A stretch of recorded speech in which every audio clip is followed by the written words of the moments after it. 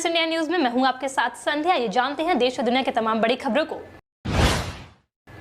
Iran ने कराया था दिल्ली के इस्राइल दूतावास के बाहर बम ब्लास्ट, इसके लिए भारतीयों का ही किया इस्तेमाल। नई दिल्ली स्थित इस्राइल दूतावास के बाहर जनवरी के अंत में हुए बम ब्लास्ट के पीछे ईरान का हाथ था। भारत से अपनी दुश्मनी निकालने के लिए ईरान ने बड़ी ही चालाकी से भारत के लोकल मॉड्यूल से सहारा लिया था। इस्राइल दूतावास के बाहर हुए बम विस्फोट की जांच में जुटे एनआईए और इस्राइल खुफिया एजेंसी मोसादो को मिले सबूत के आधार पर यह जानकारी मिली है। ईंधन की बढ़ी कीमतों को लेकर राज्यसभा में हंगामा, चर्चा कराने पर अड़ा विपक्ष। संसद में आज से बजट सत्र का दूसरा सत्र शुरू हो गया है। राज्यसभा में सोमवार को कांग्रेस के नेतृत्व में विपक्ष सदस्यों ने पेट्रोल, डीजल और घरेलू रसोई गैस की कीमतों में लगातार हो रही वृद्धि को लेकर हंगामा किया। विपक्ष इसे ज्वलंत विषय बताते हुए इस पर चर्चा कराने की मांग पर अड़ा है। हंगामे के बाद राज्यसभा की कार्यवाही एक बार फिर दोपहर 1 बजे तक के लिए स्थगित कर दी गई थी। बजरंग ने फिर दिखाया दम, गोल्ड जीतकर बने नंबर 1 पहलवान। कालीरमण को कांस्य। टोक्यो ओलंपिक की तैयारियों में लगे भारतीय पहलवान बजरंग पुनिया ने आखिरी 30 सेकंड में 2 अंक बनाकर माटियो पेलिकोन रैंकिंग कुश्ती सीरीज में स्वर्ण पदक जीतकर अपना खिताब का बचाव किया, जिससे उन्होंने अपने वजन वर्ग के फिर से नंबर 1 रैंकिंग हासिल कर ली। मंगोलिया के तुल्गातुमुर ओचिर के खिलाफ 65 किलोग्राम के फाइनल में बजरंग अंतिम क्षणों तक 0-2 से पीछे चल रहे थे, लेकिन आखिरी 30 सेकंड में उन्होंने 2 अंक बनाकर स्कोर बराबर कर दिया। करीना कपूर के बेटे के बाद सामने आई अनुष्का शर्मा की बेटी वामिका की एक और तस्वीर। करीना कपूर और अनुष्का शर्मा बीते दिनों मां बनी हैं। उनके बच्चों की तस्वीरें देखने के लिए फैंस काफी दिनों से एक्साइटेड हैं। करीना कपूर ने महिला दिवस पर बेटे को गोद में लेकर एक तस्वीर पोस्ट की है। इसके बाद अनुष्का शर्मा की बेटी की एक और तस्वीर सामने आई है। यह फोटो विराट कोहली ने शेयर किया है, साथ में वीमेंस डे पर मैसेज भी लिखा है। इससे पहले अनुष्का बच्ची को गोद में लेकर फोटो शेयर कर चुकी है।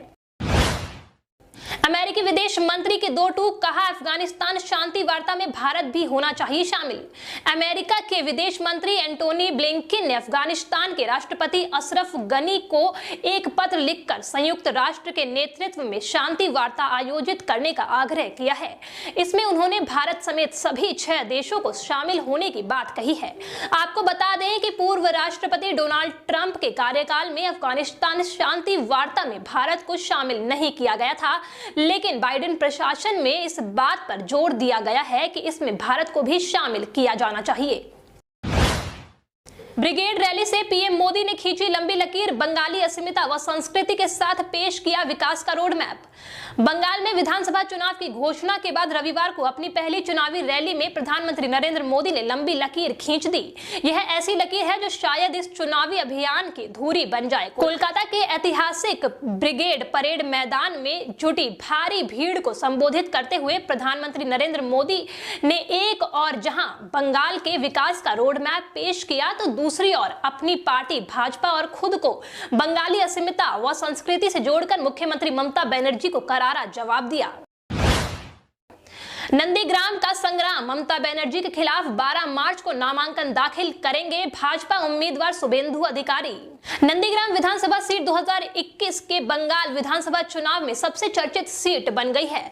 इस विधानसभा क्षेत्र से मुख्यमंत्री ममता बनर्जी खुद चुनाव लड़ रही हैं, तो भारतीय जनता पार्टी ने उनके खिलाफ मेदिनीपुर के कद्दावर नेता शुभेंदु अधिकारी को मैदान में उतारा है।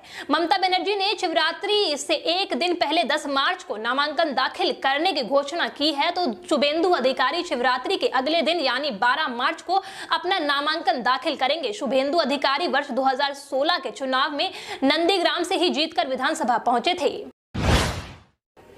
सुप्रीम कोर्ट ने सभी राज्य सरकारों को जारी किया नोटिस, 15 मार्च को रोजाना सुनवाई। लंबे समय से महाराष्ट्र सरकार के मराठा आरक्षण को लेकर जारी बहस अब और तेज हो गई है। सोमवार को मराठा आरक्षण को लेकर सुप्रीम कोर्ट ने बड़ा कदम उठाया है। देश की शीर्ष अदालत ने इस मामले में सभी राज्य सरकारों को नोटिस जारी किया है। साथ ही सुप्रीम कोर्ट ने राज्य सरकारों से पूछा है कि क्या 50% से अधिक आरक्षण की अनुमति दी जा सकती है। अदालत ने इस मुद्दे पर 15 मार्च से दिन प्रतिदिन की सुनवाई की सिफारिश की। सिंघू बॉर्डर पर हवा में चली गोलियां, किसानों का दावा, कार से आए थे 4 आदमी। दिल्ली हरियाणा के बीच सिंघू बॉर्डर के पास रविवार रात हवा में गोलियां चलाई गई। प्रत्यक्षदर्शियों के मुताबिक फायरिंग हरियाणा की तरफ एक मॉल के पास हुई। वहीं पर आंदोलन कर रहे किसानों ने दावा किया कि लंगर के दौरान यह घटना हुई। उनके मुताबिक कार में सवार होकर 4 लोग आए थे और 3 राउंड हवा में फायरिंग के बाद वहां से फरार हो गए। किसी के घायल होने की खबर नहीं है। मौके पर पहुंचकर हरियाणा पुलिस ने घटना की जानकारी दी। यह बताया जा रहा है कि कार की नंबर प्लेट चंडीगढ़ की थी।